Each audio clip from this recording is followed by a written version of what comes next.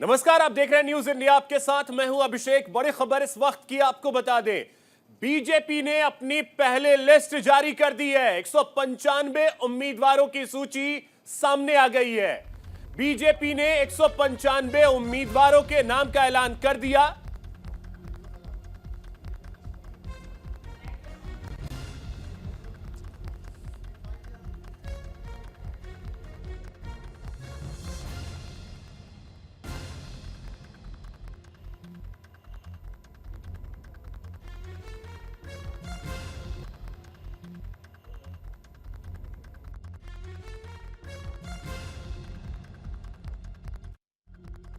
उम्मीदवारों की सूची जारी कर दी। 195 उम्मीदवारों की यह लिस्ट, जिसमें 14 केंद्रीय मंत्रियों के नाम भी शामिल हैं।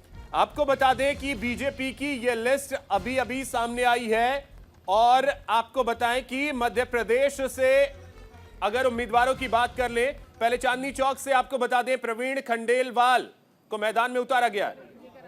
ये देखिए तस्वीरें सामने आने लगी हैं। दरअसल मैदान से बांसुरी स्वराज को मैदान में उतारा गया है। नई दिल्ली से इन्हें टिकट मिला है। प्रतिक्रिया महसूस कर रही हूँ। मैं बहुत आभार व्यक्त करती हूँ हमारे यशस्वी प्रधानमंत्री श्री नरेंद्र मोदी जी का, हमारे माननीय गृह मंत्री अमित शाह जी की, हमारे राष्ट्रीय अध्यक्ष माननीय जेपी नड्डा जी की, हमारे राष्ट्रीय संगठन महामंत्री श्री BL संतोष जी की, हमारे दिल्ली प्रदेश के प्रभारी श्री जय पांडा जी की, सहप्रभारी बड़ी बहन अलका गुर्जर जी की, हमारे यशस्वी प्रदेश अध्यक्ष श्री वीरेंद्र सचदेवा जी की, हमारे संगठन महामंत्री प्रदेश में पवन राणा जी की, प्रत्येक भाजपा के कार्यकर्ता और संगठन की कि उन्होंने ये अवसर और ये दायित्व मुझे दिया है। अब मैं आपको कह रही हूँ, अब की बार और फिर एक बार मोदी सरकार, इसके संकल्प भाजपा का एक एक कार्यकर्ता नई दिल्ली लोकसभा सीट पर जाएगा। और मुझे पूरा यकीन है कि हम तीसरी बार हमारे यशस्वी प्रधानमंत्री श्री नरेंद्र मोदी जी को भारत का प्रधान सेवक बनाएंगे। बीजेपी पहले से बहुत मजबूत है। इस बार क्या होने वाला है, किसको चुनौती मानते हैं, क्या कहना चाहते हैं? देखिए, हम वोट मांगने जा रहे हैं हमारे लोकप्रिय प्रधानमंत्री श्री नरेंद्र मोदी जी की विकास की नीतियों, क्योंकि मोदी की गारंटी है और मोदी की गारंटी होती है गारंटी पूरे होने की गारंटी। और मैं जानती हूँ कि भारत की जनता को इतना अटूट विश्वास है मोदी जी की एक एक विकास की नीति पे कि हम इस बार 400 पार, फिर एक बार मोदी सरकार। आखिरी सवाल, लोकप्रिय नेता सुषमा जी की आप बेटी हैं, उन्होंने देश के लिए बहुत बलिदान दिया है, आपको मौका मिल रहा है, क्या कहना चाहेंगे? जी, मैं कहूंगी कि माँ का आशीर्वाद है, लेकिन ये टिकट मुझे नहीं मिले। ये टिकट एक एक भाजपा के कार्यकर्ता को मिली है और मैं इस अवसर के लिए बहुत बहुत धन्यवाद देती हूँ।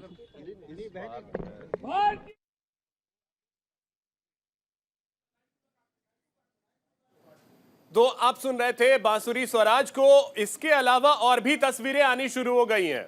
बीजेपी ने जैसे ही प्रत्याशियों की लिस्ट जारी की है, उसके बाद से जिन्हें टिकट मिला है उनके समर्थकों में जबरदस्त उत्साह देखने को मिल रहा है। ब्रेक के बाद एक बार फिर से आप सभी का स्वागत है। तो बीजेपी ने अपनी पहली लिस्ट जारी कर दी है। 195 उम्मीदवारों की पहली लिस्ट बीजेपी ने अब से कुछ देर पहले ही जारी किया। हमारे सहयोगी इस समय अलग अलग जगहों से हमारे साथ जुड़ रहे हैं। हमारे सहयोगी आनंद हमारे साथ जुड़ रहे हैं, जो कि दिल्ली में बीजेपी दफ्तर के बाहर इस समय मौजूद हैं। साथ ही विवेक जी हमारे साथ जुड़ रहे हैं लखनऊ से, प्रदीप हमारे साथ रायपुर से होंगे और दीपक चावला हमारे साथ जयपुर से हैं। सबसे पहले आपके पास आ रहे हैं आनंद। 195 उम्मीदवारों की पहले लिस्ट, कितने नाम अगर बाइफरकेट इस समय आपने कर लिया हो तो कितने नामों के बारे में जानकारी मिल पाई है जिनके टिकट कटे, और खुशी कई जगह पर देखने को भी मिल रही है?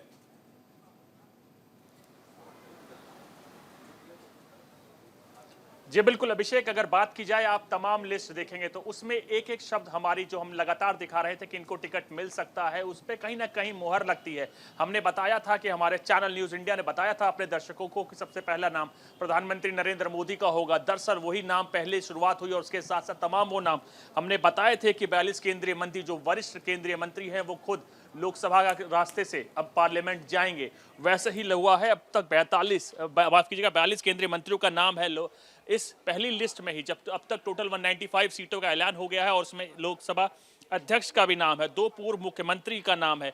हमने आपको कुछ देर पहले ही बताया था कि इस बार जो लिस्ट आएगी उसमें महिला, यूथ और उसके साथ साथ खुद वरिष्ठ नेताओं यानी मार्गदर्शन जो बड़े सीनियर नेताओं का होगा, उसके साथ साथ युवा का जोश होगा और कहीं ना कहीं नारी को भी वो तमाम रिप्रेजेंटेशन मिलेगा इस बार में। और अगर यूथ की बात की जाए तो 47 यूथ है, SC 27 है, ST 18 है, OBC जो कि लगातार विपक्ष इन पर निशाना साधती थी कि आप OBC से कहीं ना कहीं परहेज करते हैं। अब की बार फिर मोदी सरकार ने दिखाया है कि OBC के असली हितैषी यही है और OBC में 57 लोगों को टिकट दिया गया है। अगर उत्तर प्रदेश की बात की जाए तो 51 सीटों पर अब की बार इंक्लूड किया गया है, उम्मीदवारों का ऐलान कर दिया गया है। बंगाल की 28 सीटों पर उम्मीदवारों का ऐलान कर दिया गया है, मध्य प्रदेश की 24 सीटों पर, गुजरात की 15 सीटों पर, राजस्थान की 15 सीटों पर, केरल की 12, तेलंगाना की 9, असम की 14 में से 11 सीटों पर ऐलान कर दिया गया है। झारखंड की 11 सीट, छत्तीसगढ़ की 11 सीट, दिल्ली में बड़ा उलटफेर, जैसे कि हमने सुबह ही दिखाया था कि बड़ा उलटफेर होने वाला है।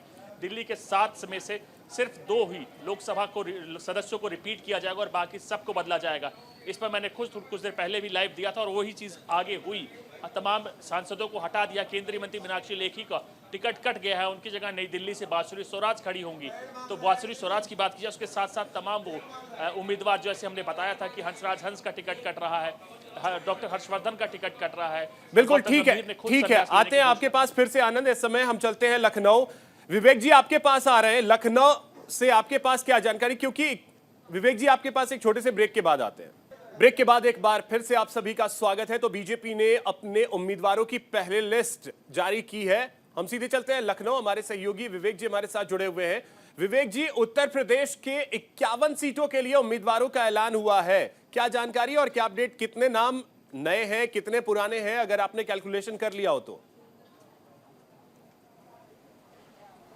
जी बिल्कुल, मैं थोड़ा सा बीजेपी का पैटर्न बता दूं। जो 51 सीटें हैं, इसमें से 47 सीटें ऐसी हैं जो भारतीय जनता पार्टी पिछली बार जीती थी और उस पर उन्होंने वही प्रत्याशी रिपीट की है, यानी किसी को बदला नहीं है। 4 सीटें ऐसी इसमें से घोषित की गई हैं जो बीजेपी पिछली बार हार गई थी, तो हारने वाले प्रत्याशियों को बीजेपी ने बदल दिया है।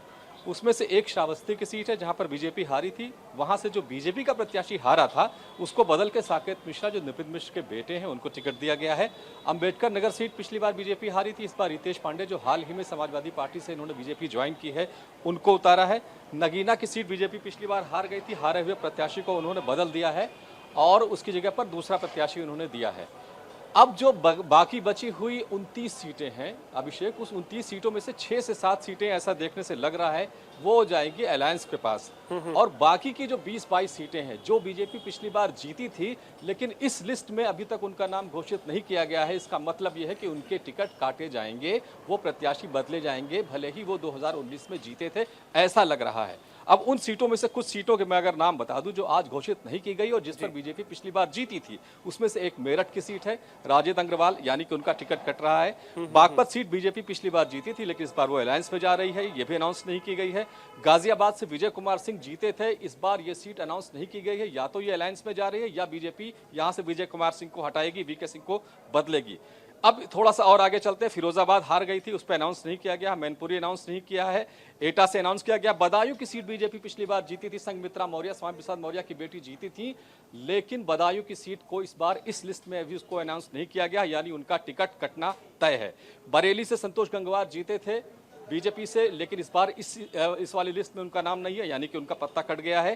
पीलीभीत जो वरुण गांधी जीते थे, इसको भी अभी अनाउंस नहीं किया गया, यानी कि वरुण गांधी की सीट बदली जा रही है या उनका टिकट काटा जा रहा है। आपके पास ठीक है विवेक जी। प्रदीप आपके पास आ रहे हैं, छत्तीसगढ़ का समीकरण क्या कह रहा है? जी बिल्कुल, देखिए जैसा कि कुछ देर पहले लाइव में कहा था, आप लोगों ने भी बताया कि जो 9 सीट है छत्तीसगढ़ में, टोटल 11 सीट है, 11 में से 9 अभी बीजेपी के पास है, 2 सीट कांग्रेस के पास है, जिसमें से 9 सीट में से 7 सांसदों का टिकट काटा गया। और देखिए विजय बघेल जो दुर्ग से सांसद है, उनको दोबारा रिपीट किया गया है। राजनांदगांव से जो संतोष पांडे हैं, उनको दोबारा रिपीट किया गया है। और जो नए चेहरे हैं नौ नए चेहरों को मौका दिया गया है। तो देखिए कहीं ना कहीं एक महिला जो सरोज पांडे हैं उनको भी यहाँ पर मौका दिया गया है। तो देखिए रायपुर से जो ब्रजमोहन अग्रवाल छत्तीसगढ़ के दिग्गज नेता माने जाते हैं, वर्तमान में अभी मंत्री भी हैं। तो देखिए रायपुर से सुनील सोनी का टिकट काटकर ब्रजमोहन अग्रवाल को कहीं ना कहीं का वायदा मैंने पिछली बार किया था। इस बार माननीय प्रधानमंत्री नरेंद्र मोदी जी के नेतृत्व में भाई गजेंद्र जी जो हमारे केंद्रीय मंत्री हैं उनके नेतृत्व में माननीय भजनलाल जी मुख्यमंत्री ने एक समझौता किया है। उसमें दोनों का आ गया है, इंदिरा गांधी नहर का भी आ गया और यमुना जल का भी आ गया है। ये जो पानी है ये घर घर तक पहुंचाना मेरा मुख्य काम रहेगा। तो चलिए, आप सभी का बहुत शुक्रिया तमाम जानकारी के लिए। विवेक जी, आनंद आपका, साथ ही प्रदीप का। फिलहाल इस बुलेटिन में इतना ही। नमस्कार।